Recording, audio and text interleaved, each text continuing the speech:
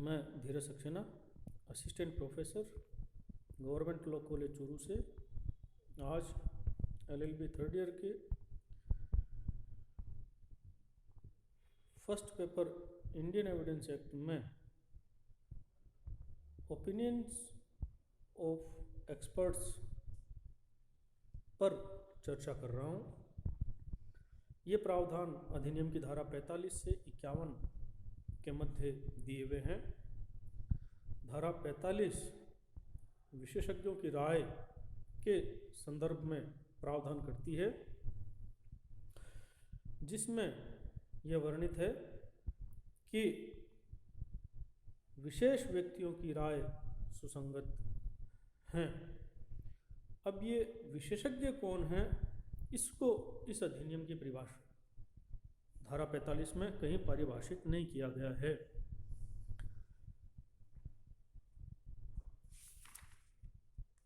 Persons specially skilled को expert जो है वो माना जाता है। यह अनुभव के आधार पर भी हो सकता है, कोई डिग्री या प्रशिक्षण प्राप्त भी हो सकते हैं, और विशेष ज्ञान कुशलता प्राप्त व्यक्ति भी एक्सपर्ट के रूप में मान्य किए जा सकते हैं। परंतु अनिवार्यता ये है कि ये 5 विषय जो धारा 45 में वर्णित हैं, उनमें से किसी एक पर वह राय जो है वह होनी चाहिए, जिसमें सर्वप्रथम है विदेशी विधि, दूसरा है विज्ञान का विषय, तीसरा है कला के विषय, चौथा है हस्तलेख, और पांचवा है अंगुली चिन्ह, हैंडराइटिंग और फिंगरप्रिंट्स। इन 5 विषयों में से किसी विषय पर यदि न्यायालय को राय बनानी हो तो इन पर विशेष व्यक्तियों की राय जो है वह न्यायालय विधिमान्य कर सकता है। इसमें यदि हम केस लॉ की बात करें तो अमोल चौहान बनाम ज्योति चौहान का एक 2010 का मध्य प्रदेश उच्च न्यायालय द्वारा निर्णीत वाद है, जिसमें यह तय किया गया था कि कोई व्यक्ति फिजिकली कॉम्पिटेंट है या नहीं संबंध बनाने में, तो उसके लिए जो डॉक्टरी परीक्षण की इजाज़त न्यायालय देता है वह जो है संविधान के अनुच्छेद 21 और संविधान के अनुच्छेद 20(3) का उल्लंघन जो है वह नहीं करता है। इसी तरह एक केस है रमेश चंद्र बनाम रिजेंसी हॉस्पिटल, जो 2010 का उच्चतम न्यायालय द्वारा निर्णीत वाद है, जिसमें न्यायालय ने विशेषज्ञ कौन होगा इसको स्पष्ट किया था, और इसमें न्यायालय ने यह तय किया था कि जो व्यक्ति विशेषज्ञ के रूप में न्यायालय में आ रहा है वह अपने क्षेत्र में योग्य होना चाहिए, और उस व्यक्ति को अर्थात एक्सपर्ट को न्यायाधीश की भूमिका नहीं निभानी, उसे तथ्यों के बारे में भी साक्ष्य नहीं देना है, बल्कि उसे केवल उस विषय पर उस संदर्भ में क्या हो सकता है अर्थात सलाहकार प्रकृति का साक्ष्य जो है वह देना होता है, और जो निष्कर्ष उसने निकाला है उन सब सामग्री का आधार भी उसे अपनी राय में देना होता है।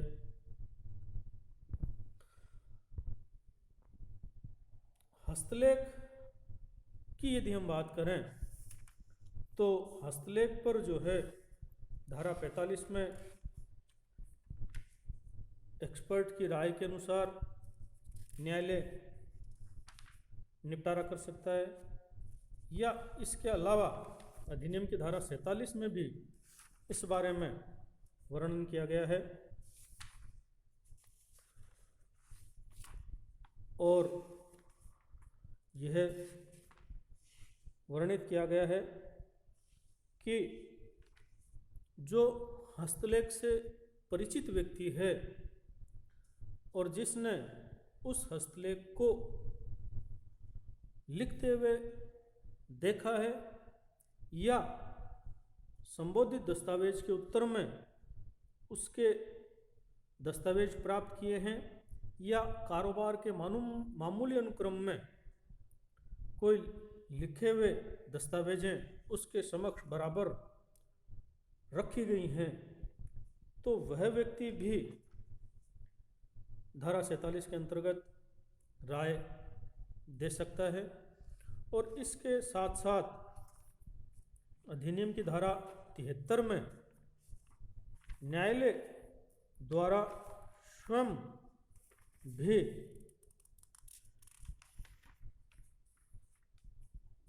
उस व्यक्ति के हस्ताक्षर, लेख या मुद्रा अपने सामने किए जाने और शब्दों या अंकों को लिखने का निर्देश न्यायालय दे सकता है, और वह न्यायालय स्वयं भी उसकी तुलना जो है वो कर सकता है। तो ये 3 तरह के प्रावधान जो हैं वो इस अधिनियम में वर्णित हैं। धारा 45 में एक्सपर्ट, धारा 47 में परिचित व्यक्ति और धारा 73 में न्यायालय के द्वारा स्वयं के द्वारा मिलान करके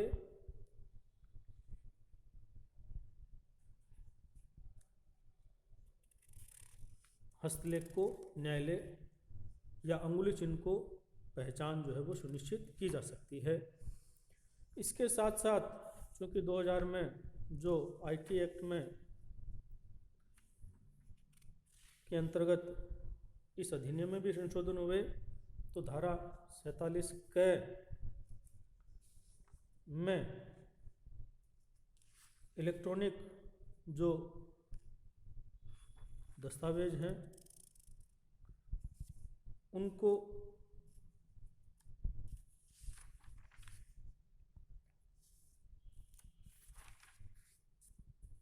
साबित करने के लिए जो प्रमाणकर्ता प्राधिकारी है जिसने प्रमाण पत्र पर हस्ताक्षर किए हैं उसकी राय के हिसाब से,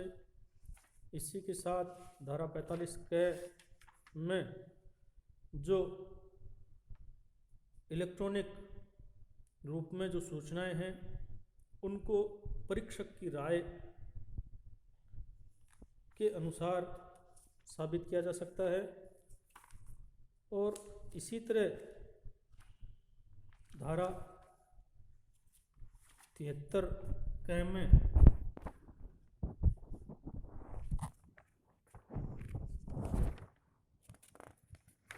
अंकीय हस्ताक्षर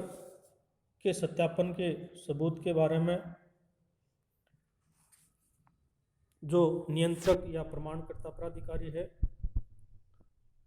उसके अनुसार जो है वो साबित किया जा सकता है।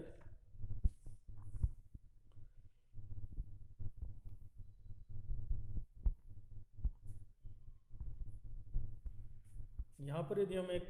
विवाद देखें, रोमिल थापर बनाम यूनियन ऑफ इंडिया का 2018 का सुप्रीम कोर्ट का निर्णय है जिसमें इलेक्ट्रॉनिक अभिलेख का परीक्षण एफएसएल के माध्यम से कराने के बारे में निवेदन किया गया था, और जिसमें उच्चतम न्यायालय ने तय किया था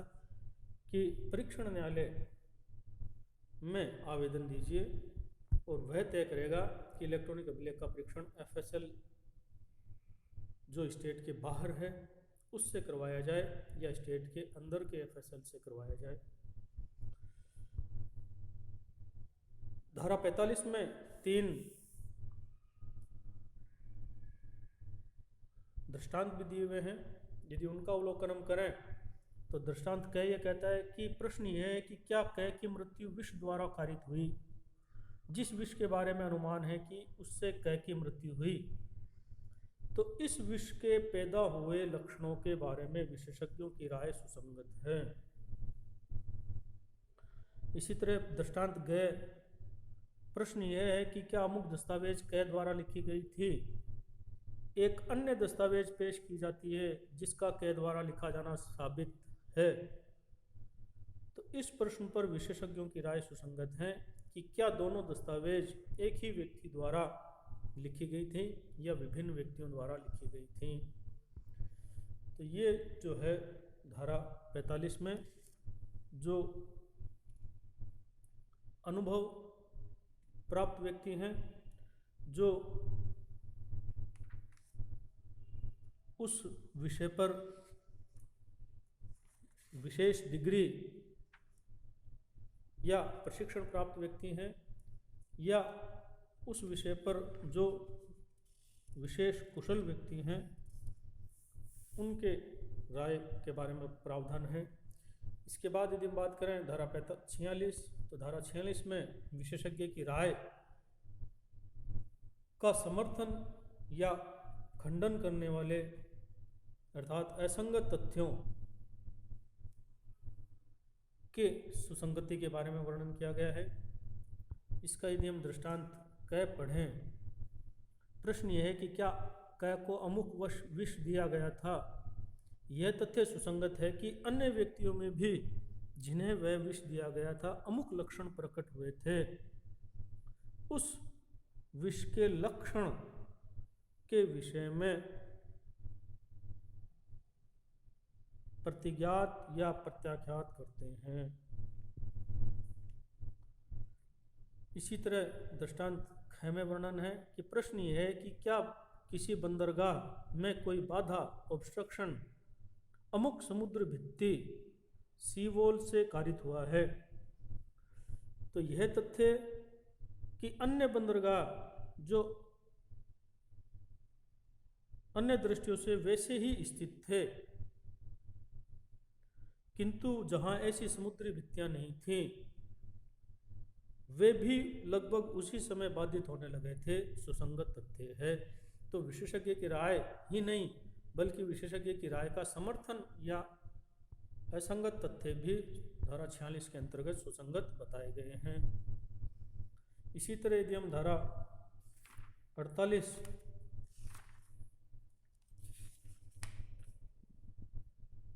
का अवलोकन करें, जिसमें अधिकार या रूढ़ि के अस्तित्व के बारे में राय की सुसंगति के बारे में वर्णन किया गया है, और जिसमें यह कहा गया है कि जो अधिकार या रूढ़ि है वह साधारण प्रकृति की होनी चाहिए या काफी बड़े वर्ग के व्यक्तियों के लिए सामान्य होनी चाहिए।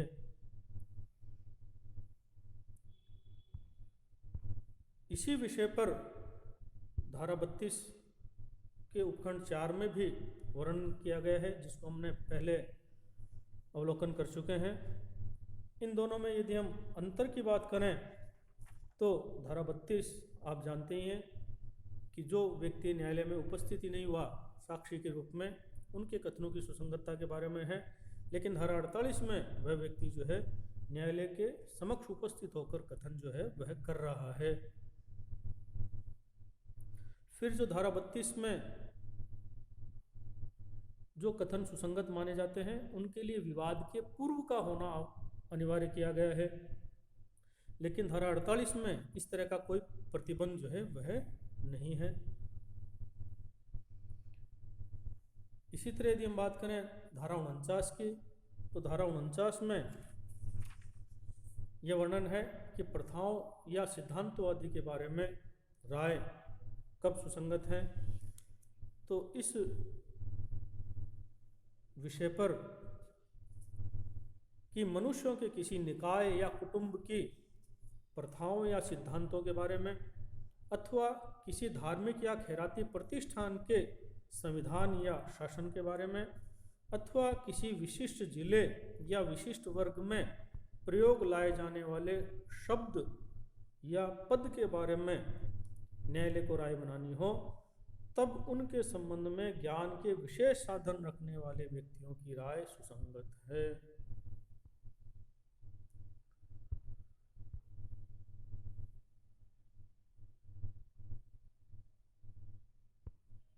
इसी तरह यदि हम धारा 50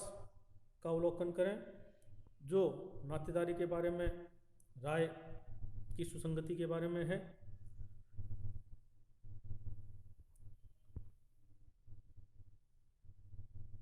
दृष्टांत क प्रश्न यह है कि क्या क और ख विवाहित थे।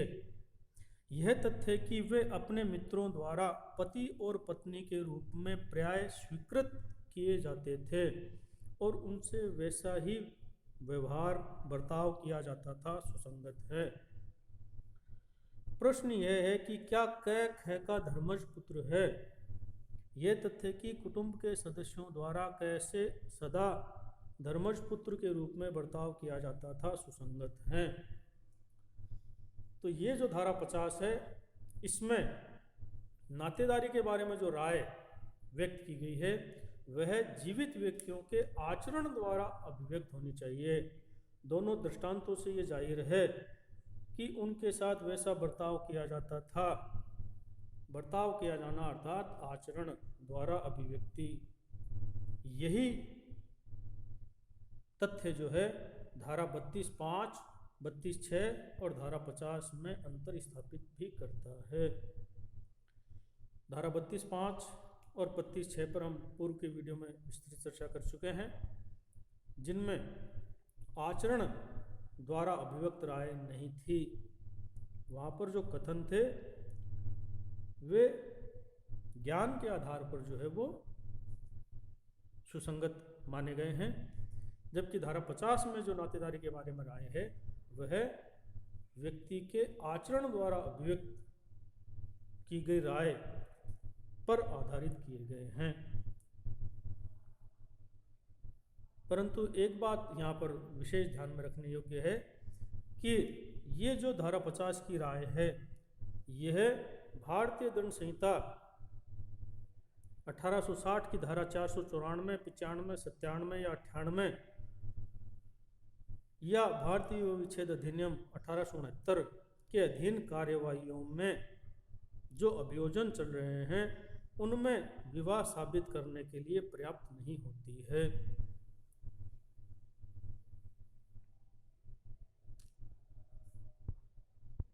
धारा 51